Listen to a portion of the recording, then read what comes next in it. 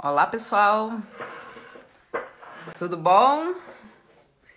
Estamos aqui na Oficina da Palavra com mais um evento com os autores da revista Texturas.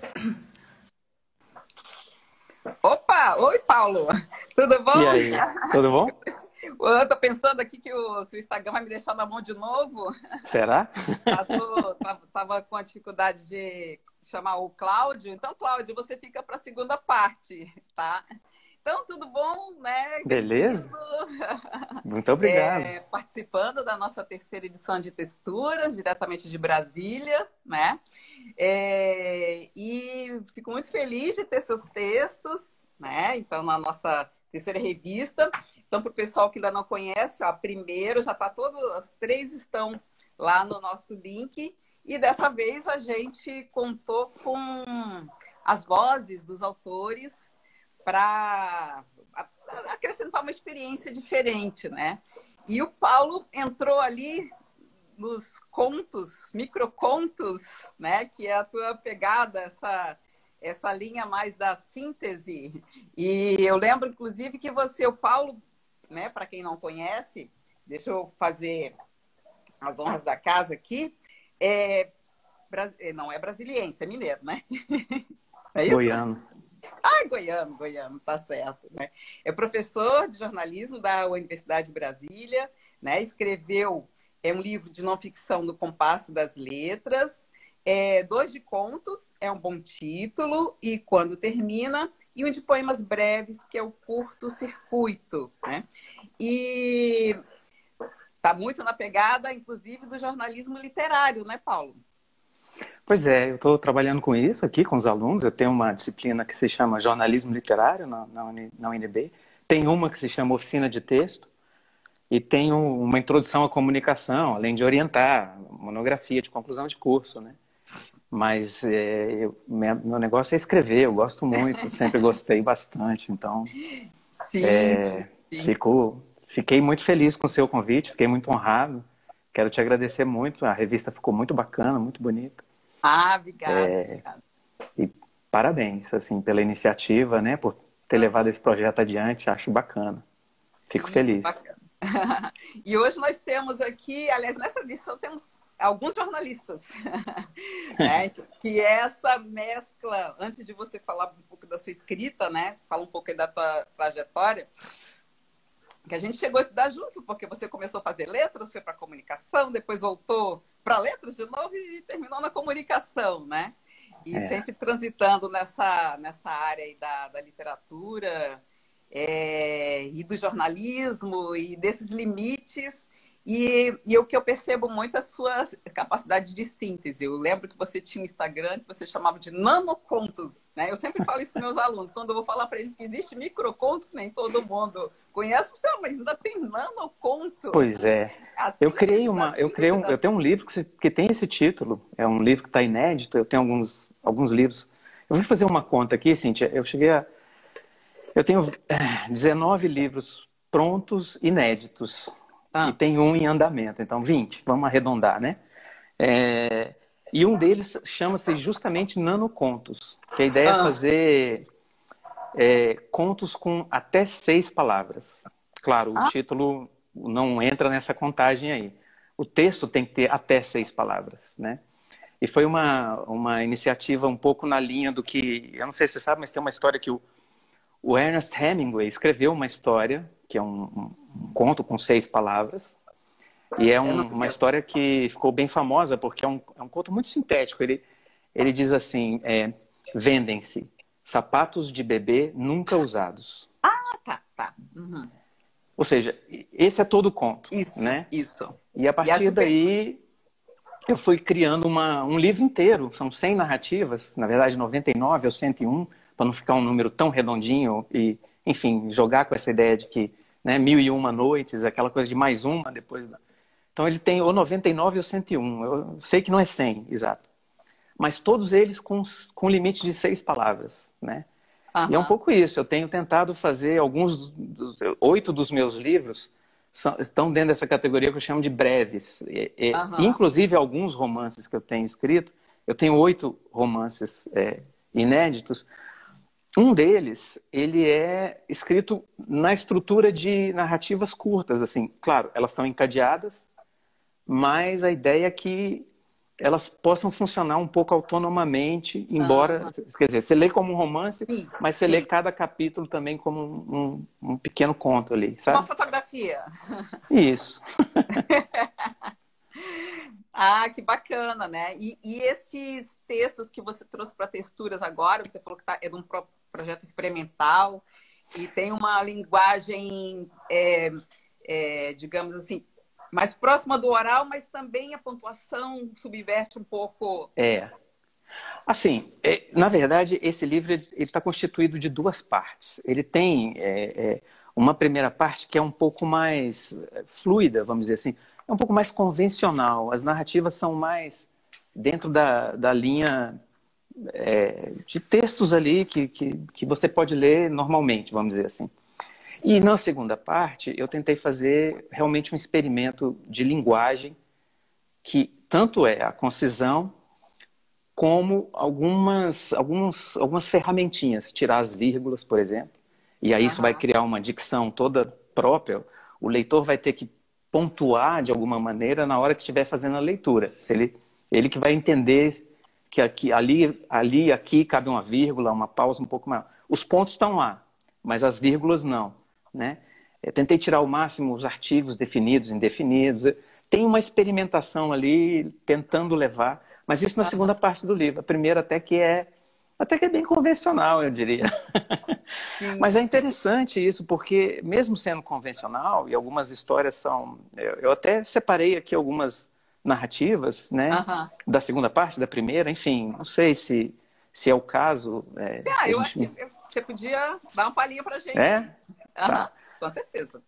Eu vou fazer uma leitura de um conto da primeira parte, ou seja, Tá, dessa parte mais convencional. Eu acho tá. que uma coisa mais aqui, né, informal, da Sim, gente estar sim. aqui nessa noite e tal.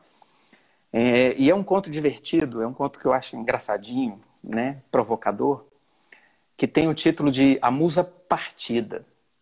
E a ideia é um pouco de um sujeito que está... Ele tem uma musa e a musa está indo embora. É isso.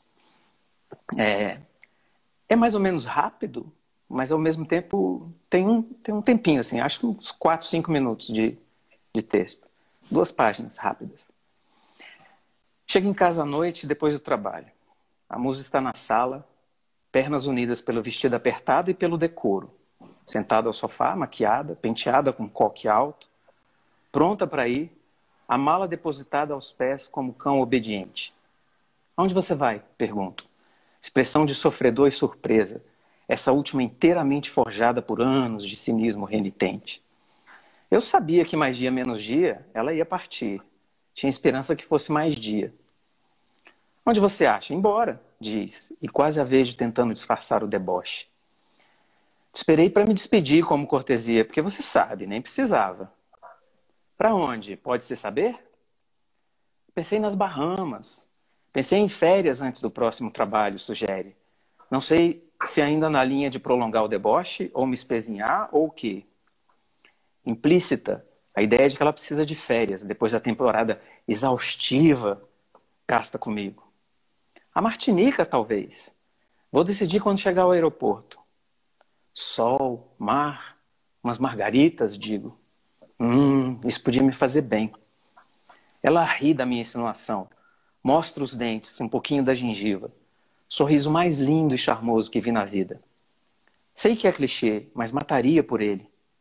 Entretanto, agora, consigo entrever ali puro deboche, alta dosagem de escárnio. Meu coração se aperta. Um vazio se abre em meu peito. Sou um clichê ambulante. Mas não me consta que você tem dinheiro para viajar. Ela lança na minha cara. Embora suavize a ofensa com voz especialmente suave, como se saboreasse cada sílaba escandida.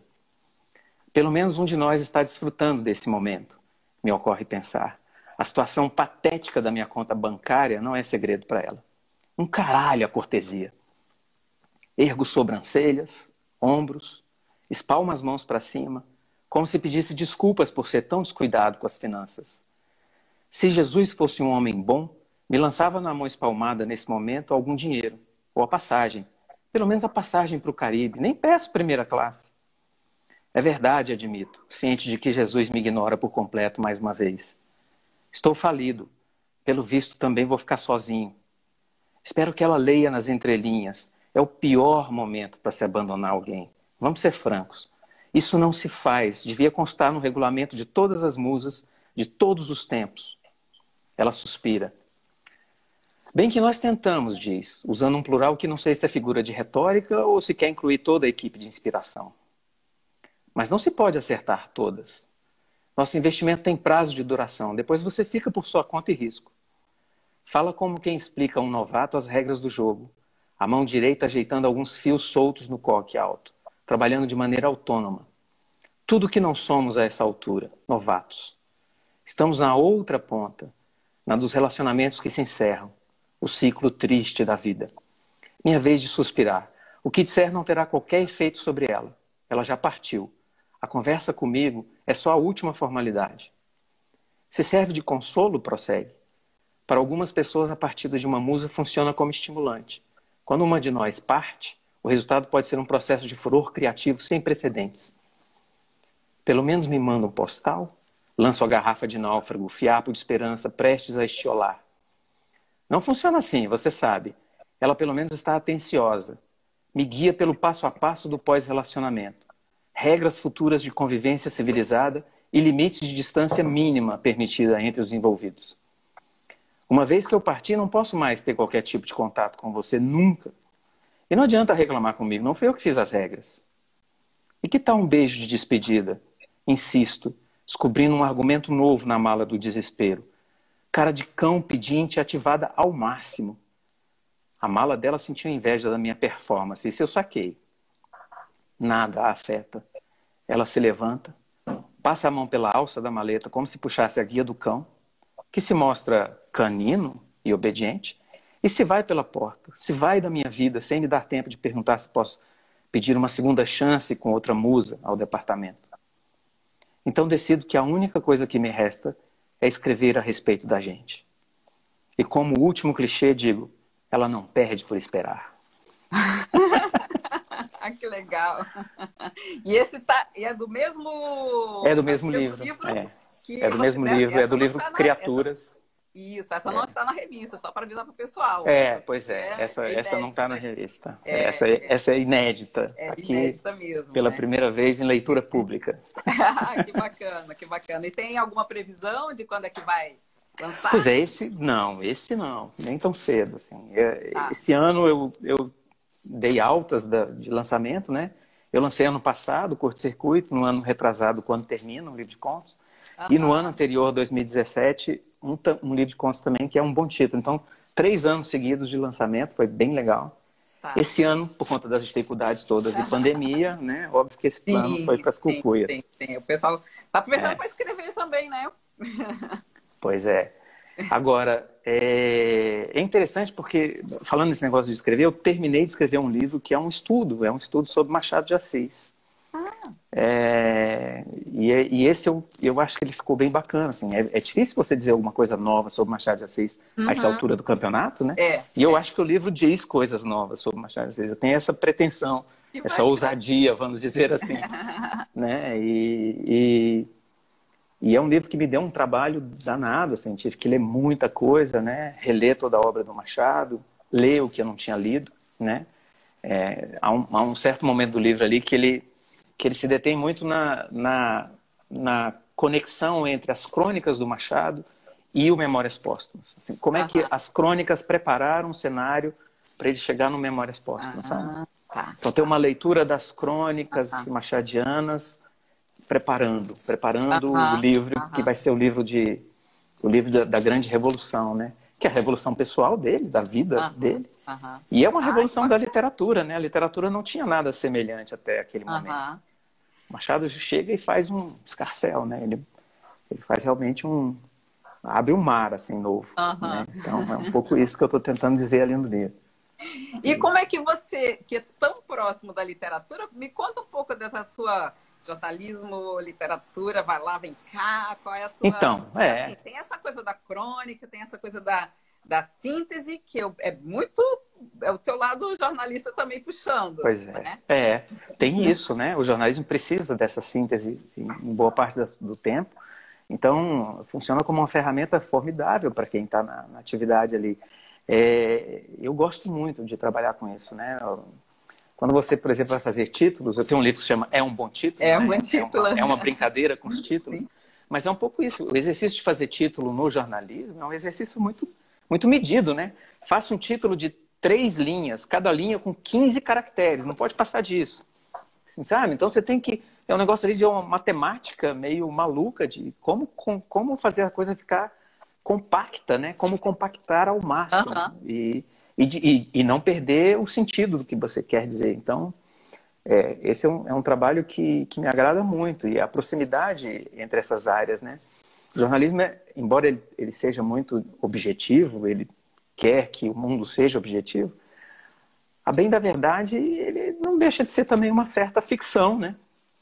Então, de vez em quando, a gente pula um pouquinho, né, para lá, para cá, puxa um pouco as coisas, né?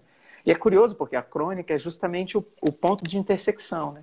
A crônica é veiculada preferencialmente no jornal, mas a natureza dela veio bastante da literatura, né? Os primeiros cronistas eram escritores, até hoje os cronistas são os escritores, são os bons escritores, né? Os caras têm um domínio da linguagem e essa linguagem de refinamento.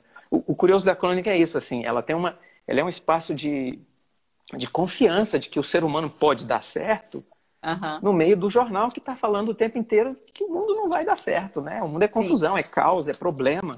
E de repente a crônica está ali para dizer assim, não, peraí, olha aqui, se a gente forçar um pouquinho, pode ser que escape alguma coisa, né? Então, e é um outro olhar também, né? Quando você assim, respira um pouquinho, vou contar, ó, aquele ali é o fato, agora eu vou contar ele de uma forma diferente. Sim, exatamente. Eu digo isso para os meus alunos, né? Assim, manda um jornalista e manda um cronista para o mesmo cenário. O jornalista vai chegar de lá dizendo assim, o carro que atropelou, a placa do carro, o hospital para onde a vítima foi. O cronista, a primeira coisa que ele vai ver é que o cara que foi atropelado perdeu o sapato. É a mesma cena, mas o modo de ver é inteiramente outro, né? O modo de chegar ali, de perceber o real, muda, né? E é um pouco isso que o cronista faz. Mas, enfim, são essas coisas que eu tô trabalhando lá. Eu tenho uma turma esse semestre que não começou, né? Ela deve começar em agosto agora. Mas a ideia era trabalhar de novo com o Machado e com as crônicas, né? Bacana. Um pouco isso. E em Brasília, porque assim, eu saí daí há 20 anos. Né? Exatamente. E tem isso ou mais que a gente não se vê, né? Burro, põe tempo nisso, mais do que isso, né? E como é que está essa cena, digamos assim, literária, independente, jovem em Brasília agora? Porque Florianópolis é uma ilha pequena, né? Então, assim, e para mim é muito perceptível que estou aqui há 20 anos, mas assim, nos últimos 5 anos surgiu muita coisa nova, muita coisa jovem, muita coisa diferente na música, nas artes de modo geral, né? Saindo muita coisa independente, muito essa pegada dos livros artesanais, tem muitas feiras de artes gráficas. Como é que isso está em Brasília? Cíntia, a mesma coisa, muito movimento, muita agitação, né? Feiras, tem uma feira, tem umas 2 ou 3 feiras independentes acontecendo em Brasília, né? É curioso, porque aí tem também uma galera do desenho, das artes, que se junta nessas feiras, e aí, né, o lançamento de livros um pouco com texto e com desenho, com ilustração, com foto. Então, está surgindo uma galera o tempo todo, né? Tem a velha guarda, que continua em atividade, tem, né, os poetas, vamos dizer, conhecidos, autores que estão circulando e que são bem conhecidos. Mas tem uma galera se movimentando, isso é muito curioso. Eu recebi um dia desses, por exemplo, um convite de um sujeito que tinha um blog de literatura e que agora está montando uma editora, e ele está interessado em saber, enfim, se eu tenho interesse em participar da editora e tal. Ou seja, ele está à procura de escritores, ele está agitando a cena. Então, está acontecendo isso aqui também, sabe? É curioso, é bem interessante. E até por conta dessa questão, por exemplo, do livro digital, agora mesmo a gente até por questão financeira, a gente não está fazendo uma edição impressa, porque a gente acabava vendendo no evento, né, presencial. Tem muita coisa que a gente acaba utilizando outros recursos, tanto que a gente está agregando agora o áudio, essa experiência do áudio junto com o texto, tem as imagens. E o livro, ele também, eu acho que ele está sendo ressignificado. Quando você faz um livro artesanal, que ele cada unidade é quase uma obra de arte, claro, né? Tem aquela coisa de costurar, de colar, das técnicas, né? Acaba sendo uma outra coisa que não só o livro que a gente tinha, né? É curioso, né? Porque ao mesmo tempo você está associando o que tem de mais moderno, o mais avançado, as tecnologias, a possibilidade de fazer podcast, lives, não sei o quê, e a coisa mais artesanal que está lá no começo desse processo, né? Uhum. E é muito curioso como também as editoras estão acompanhando esse cenário, porque as editoras estão lançando livros, ou para ensinar a gente a fazer livros artesanais, caso um livro famoso da Ellen Lupton, né? Pensar com tipos e como fazer o seu livro artesanal, como, né? Ou uma editora como a Atelier, que tem vários lançamentos de livros voltados para você entender o que é um livro, a composição de um livro, a tipologia, né? A mancha gráfica, a margem que você tem que dar para aquilo dali.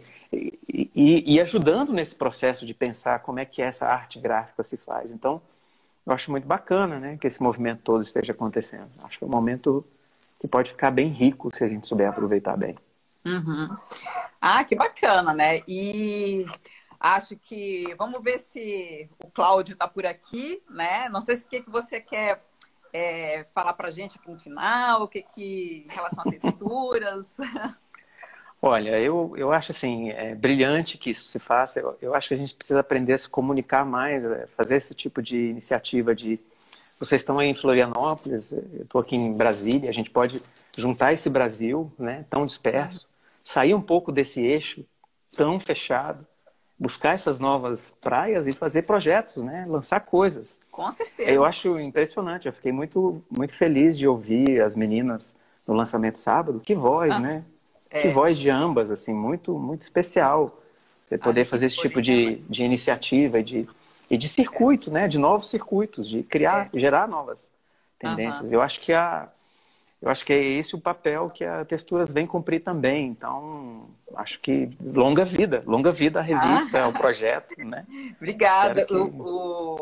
Inclusive a Dandara, a gente teve aquele problema aqui, né? Tava uma chuva, um temporal em Florianópolis, está todo mundo meio assim, né? De sobressalto. Mas semana que vem, na terça-feira, a gente vai ter na revista, se vocês olharem, tem lá o Ninho de Escritoras, que é um grupo que começou na Casa Luanda, que é um espaço cultural que tinha aqui em Florianópolis. Ele existe ainda virtualmente, só que por conta dessa questão da quarentena, tem vários espaços fechando, porque você tem que ter o custo de manter, então tem muitas coisas fechando. O presencial, né? O pessoal continua os contatos online e quando o dia normalizar, as coisas reabrem no espaço físico.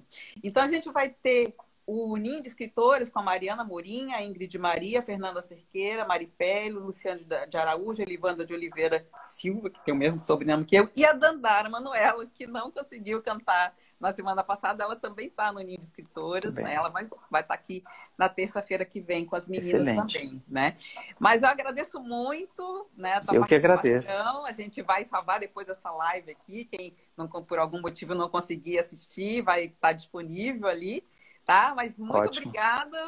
Muito obrigada, eu é que Paulo. agradeço. Tá? E vamos trocando figurinhas aí e textos. Isso, ótimo. Tá? Então vamos, obrigada. Chamar o Cláudio. Vamos ver se o Cláudio